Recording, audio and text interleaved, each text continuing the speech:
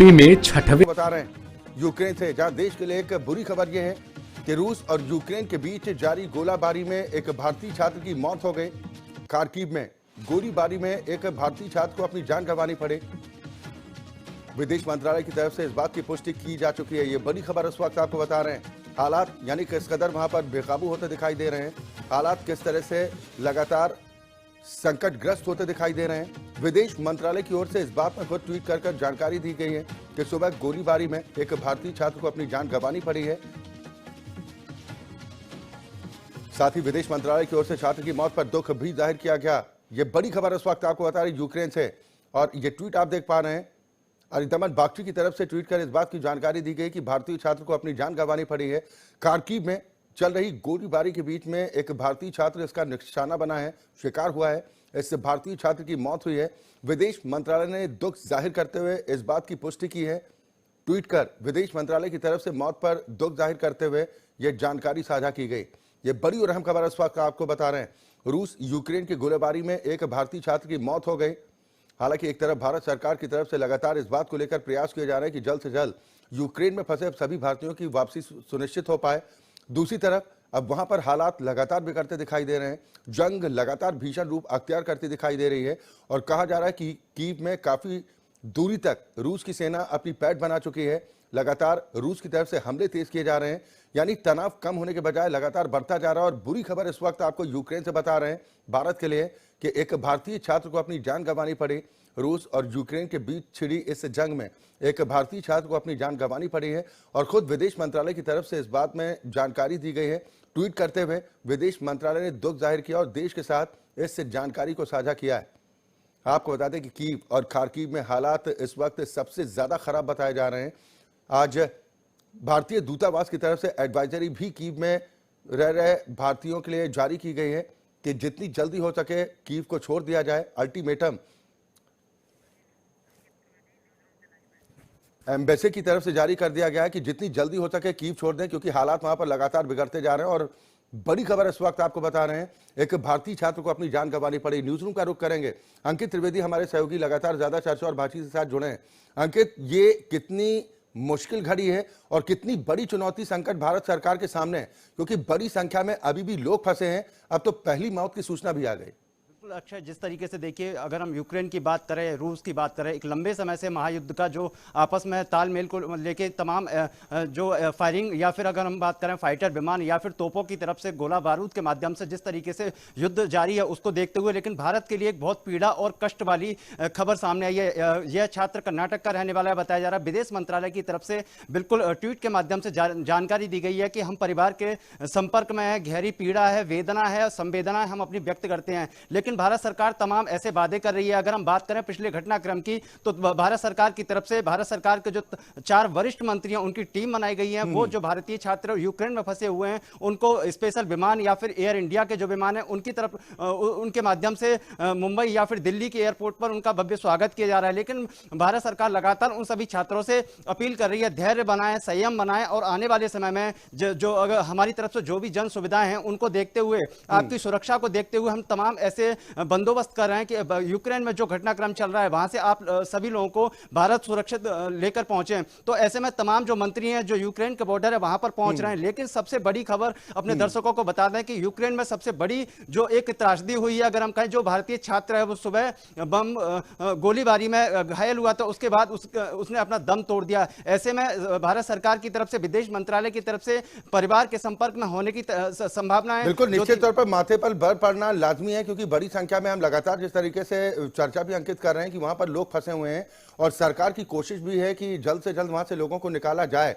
इस छात्र के बारे में इससे जुड़ी कुछ जानकारियां और मिल पाई है? ये छात्र इंडिया के किस हिस्से का रहने वाला था और कब से वहां पर रह रहा था, कुछ जानकारी है क्या? अक्षय, यह छात्र वहां पर एमबीबीएस का स्टूडेंट बताया जा रहा है, जो वहां पर एमबीबीएस की तैयारी कर रहा था। और यह, अगर हम बात करें, भारत का जो एक राज्य है कर्नाटक, वहां का ये छात्र रहने वाला है। और अभी तक विदेश मंत्रालय की तरफ से कोई ऑफिशियल अनाउंसमेंट नहीं किया गया। हो सकता है कि विदेश मंत्रालय की तरफ से इस छात्र की जिस तरीके से मौत हुई है वहां पर, उसको लेकर बड़ी एक प्रेस कॉन्फ्रेंस की जाए और परिवार के प्रति अभी केवल ट्वीट के माध्यम से अपनी संवेदना व्यक्त की है। लेकिन अब यह देखने वाली बात होगी कि केंद्र सरकार की तरफ से या फिर विदेश मंत्रालय की तरफ से इस छात्र को की मौत के बाद कोई अपना आधिकारिक बयान अभी केवल ट्वीट के माध्यम से जानकारी साझा की है, जो परिवार के संपर्क में संवेदनाएं अपनी व्यक्त की है विदेश मंत्रालय उसकी तरफ से। लेकिन हो सकता है कि आज जो विदेश मंत्रालय उसके नेशनल स्पोक पर्सन है या फिर अगर हम कहें प्रवक्ता हैं, वो आके पूरे घटनाक्रम के बारे में और परिवार के जो लगातार संपर्क में उसको लेकर आज शाम को प्रेस कॉन्फ्रेंस करें। बिल्कुल अंकित, वाकई में हर कोई इस खबर को सुनने के बाद स्तब्ध विचलित महसूस कर रहा है, और क्योंकि चिंता सभी को इस बात की है कि एक एक भारतीय की जान की कीमत बहुत ज्यादा है, और लोग ये प्रार्थना भी कर रहे हैं पिछले कई दिनों से कि जो भी भारतीय उनको सुरक्षित वापस लाया जाए। लेकिन अब कितना मनोबल डाउन होगा जो छात्र वहां पर अभी भी फंसे हुए हैं, खासतौर पर कीव में कहा जा रहा है कि अभी भी बड़ी संख्या ऐसे लोगों की है जो वहां से निकल नहीं पा रहे हैं। तो ऐसे में कितना खतरा उनके ऊपर और ज्यादा मंडरा रहा है। अक्षय, अगर हम पिछले घटनाक्रम पर थोड़ी सी अगर नजर डालें, अपने दर्शकों को बताएं, तमाम ऐसे छात्र थे, तमाम ऐसे जो भारतीय थे जो यूक्रेन में फंसे हुए थे, सीटीएन न्यूज के माध्यम से अपनी आवाज को उठाया और प्रमुखता के साथ हमने उस सभी लोगों की जो वीडियो देश और विदेशों में तमाम ऐसी वीडियोस थे, वो छात्र भारत सरकार से गुहार लगा रहे थे भारत वतन वापसी की। तो ऐसे में सीटीएन के माध्यम से तमाम खबरें जो वीडियो थे उनको प्रमुखता को उठाया, सरकार ने संज्ञान लिया और उसके बाद संज्ञान लेने के बाद अगर हम बात करें, एक टीम बनाई गई जिसमें भारत सरकार के 4 वरिष्ठ मंत्रियों को शामिल किया गया। अगर हम बात करें ज्योतिरादित्य सिंधिया उड्डयन मंत्री हैं, उनको इस टीम में प्रमुखता के साथ स्थान दिया गया। अगर हम जनरल वीके सिंह की बात करें जो सेना के पूर्व बड़े अधिकारी रह चुके हैं, उनको भी दिया गया। हरदीप सिंह पुरी जो बड़े एक डिपार्टमेंट के मंत्री हैं, उनको भी दिया गया। तो तमाम ऐसे मंत्री हैं जो यूक्रेन के तमाम बॉर्डरों पर जा रहे हैं, भारतीय छात्र जो वहां फंसे हुए हैं। लेकिन आज की जो सबसे बड़ी तस्वीर या फिर अगर हम कहें जो वीडियो यूक्रेन से नजर आया है, तकरीबन 60 से 65 किलोमीटर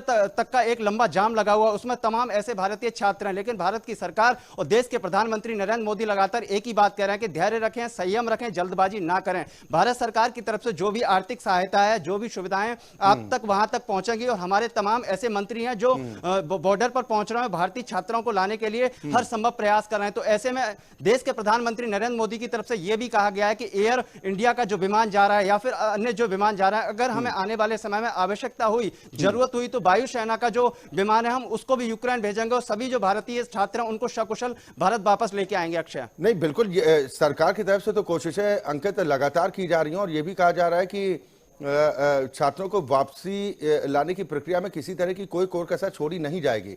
लेकिन अब रूस जिस तरीके से आक्रामक होता नजर आ रहा है, एक तरफ परमाणु युद्ध की धमकी भी एक तरह से कहा जाए कि उसने न्यूक्लियर वॉर को लेकर जिस तरह से निर्देशित किया है कि हम उसके लिए भी तैयार हैं, और आज जो जानकारी मिल रही है कि हमलों में तेजी है, कीव या खार्किव जैसे इलाके हैं वहां पर लगातार अब हमलों की रफ्तार में तेजी देखने को मिल रही है। तो ये कितनी मुश्किल परिस्थिति अब और हो गई है। अगर हम बात करें जिस तरीके से लगातार वहां बमबारी या फिर गोलाबारी या फिर तमाम ऐसे लड़ाकू विमान है उनके माध्यम से वहां पर खार्किव की अगर बात करें तो मेन जो पॉइंट है यूक्रेन का खार्किव है। अगर हम पश्चिमी इलाके की बात करें, क्योंकि सरकार लगातार जो खार्किव का दूतावास है वो लगातार जो भारतीय छात्र हैं उनसे यही अपील कर रहा है कि जो यूक्रेन के अगर हम बात करें पश्चिमी का एरिया है वहां पर चले। बिल्कुल अंकित, बने रहिए। बीजेपी प्रवक्ता अनिला सिंह इस वक्त हमारे साथ ज्यादा चर्चा और बातचीत के साथ फोन लाइन पर जुड़ गए हैं।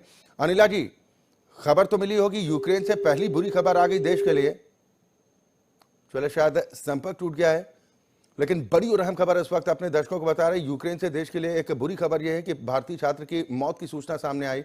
विदेश मंत्रालय की तरफ से खुद इस बात की जानकारी ट्विटर के माध्यम से साझा की गई है, दुख जाहिर किया गया है। लेकिन लगातार अब चिंता इस बात को लेकर बढ़ती जा रही है कि बड़ी संख्या में भारतीय नागरिक यूक्रेन के अलग अलग हिस्सों में अभी भी फंसे हुए हैं। आखिर उनको सुरक्षित कैसे वापस लाया जा सकेगा, क्योंकि लगातार रूस की तरफ से हमले तेज किए जा रहे हैं, जिसके बाद ये संकट और गहराता हुआ जा रहा है। एक भारतीय छात्र की मौत के बाद से पूरे देश में हड़कंप मचा हुआ है और प्रार्थनाओं का दौर भी शुरू हो चुका है, क्योंकि रूस और यूक्रेन के बीच में तनाव घटने के बजाय अब लगातार बढ़ता दिखाई दे रहा है। उधर यूक्रेन ने साफ कह दिया कि वो हथियार डालने को तैयार नहीं है, वो अंत तक मुकाबला करने को तैयार हैं। तो दूसरी तरफ रूस की तरफ से अब न्यूक्लियर वॉर तक की धमकी दी जा रही है, यानी स्थिति लगातार विकराल होती जा रही है। और लगातार रूस के तेज होते हमलों के बीच अब सवाल इस बात को लेकर उठ खड़ा हुआ है कि क्या अब इस हमले की जद में आम लोगों को भी टारगेट किया जाएगा, निर्दोष लोगों की भी जान ली जाएगी। हालांकि युद्ध के क्षेत्र में जब गोली बमबारी होती है तो उसमें जाने जाती हैं, लेकिन जिस तरीके से अब तक ये भरोसा दिलाया जाता रहा था कि ये सैन्य ऑपरेशन है, ये कोई जंग नहीं है, ये रूस की तरफ से दावा किया जा रहा था और निर्दोष लोगों को टारगेट नहीं किया जाएगा, ये दावे लगातार किए जा रहे थे। लेकिन अब बड़ी खबर इस वक्त आपको बता रहे हैं, पहले भारतीय छात्र की मौत की सूचना के बाद से पूरे देश भर में हड़कंप मचा हुआ है। पूरी भारत सरकार की तरफ से भी लगातार जो जानकारियां आ रही हैं कि अब बैठकों का दौर भी तेज होता जा रहा है। लगातार यूक्रेन सरकार से संपर्क करने की कोशिश भी की जा रही है, उधर रूस की सरकार से भी संपर्क करने का प्रयास किया जा रहा है। चिंता भारत सरकार को इस बात की है कि जो भी भारतीय इस वक्त वहां पर फंसे हुए हैं उनकी सुरक्षित घर वापसी, वतन वापसी कैसे हो पाए। बीजेपी के वरिष्ठ नेता सुधांशु मित्तल जी इस वक्त हमारे साथ फोन लाइन पर जुड़े हैं। सुधांशु जी, क्या कहिएगा? ये कहा जा रहा था कि सभी की सुरक्षित वापसी होगी, डरने परेशान होने की जरूरत नहीं है, लेकिन पहली सूचना आ गई, एक भारतीय छात्र की मौत की पुष्टि कर दी विदेश मंत्रालय ने। ये कितना चुनौती भरा समय है?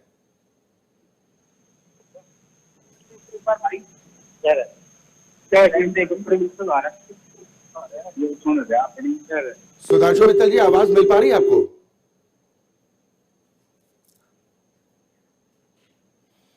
चले, शायद संपर्क कट गया, हम दोबारा उनको जोड़ने की कोशिश करेंगे। लेकिन ये बड़ी और अहम खबर इस वक्त आपको बता रहे हैं, विदेश मंत्रालय की तरफ से इस पूरे घटनाक्रम पर दुख भी जाहिर किया गया।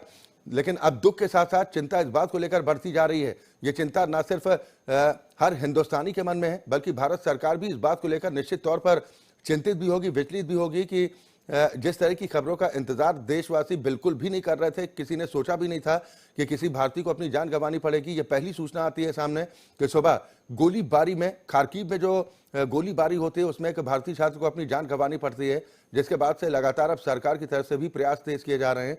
उधर विदेश मंत्रालय ने ट्वीट करते हुए न सिर्फ इस घटना पर दुख जाहिर किया है, बल्कि यह जानकारी भी देश के साथ साझा की है कि रूस की तरफ से तेज किए गए हमले में एक भारतीय छात्र को अपनी जान गंवानी पड़ी। यारिंदम बागची की तरफ से यह ट्वीट कर इस संबंध में जानकारी दी गई। यानी हालात किस तरीके से बिगड़ते जा रहे हैं, अब इस बात का अंदाजा लगाना ज्यादा मुश्किल नहीं है। हालांकि एक वक्त जब यूक्रेन में फंसे भारतीयों के लिए गुड न्यूज आई थी, सीटेन न्यूज ने इस खबर को प्रमुखता के साथ उठाया था कि अब भारतीयों को वापस लाने का सिलसिला तेज हो चुका है। लेकिन अब जो बुरी खबर आई है यूक्रेन से वो ये कि खार्किव में हुई गोलीबारी में एक भारतीय छात्र को अपनी जान गंवानी पड़ी। उधर हालात लगातार बिगड़ते दिखाई दे रहे हैं। एक वक्त ये महसूस किया जा रहा था कि हो सकता है कि बातचीत के रास्ते अब जिस तरीके से खुल रहे हैं उसके बाद इससे जंग का तनाव कुछ कम होगा और जो हमले हैं उनकी रफ्तार में कमी देखने को मिलेगी। लेकिन अब रूस की बौखलाहट भी अब बढ़ती हुई दिखाई दे रही है। दरअसल पश्चिमी देशों के प्रति भी रूस इस वक्त बेहद गुस्से में है। जो सैंक्शंस लगाए गए हैं उसको लेकर रूस की तरफ से प्रतिक्रिया भी जाहिर की जा चुकी है और इसके साथ ही रूस भी पीछे हटने को तैयार नहीं है। रूस ने कड़ी चेतावनी दी है कि अगर इस मसले में दुनिया का कोई भी देश अपनी टांग अड़ाने की कोशिश करेगा तो उसे नतीजे भुगतने को तैयार रहना होगा। अंकित त्रिवेदी मेरे सहयोगी लगातार ज्यादा चर्चा और बातचीत के साथ जुड़े हुए हैं। अंकित, क्या अपडेट आपके पास मिल पा रहा है?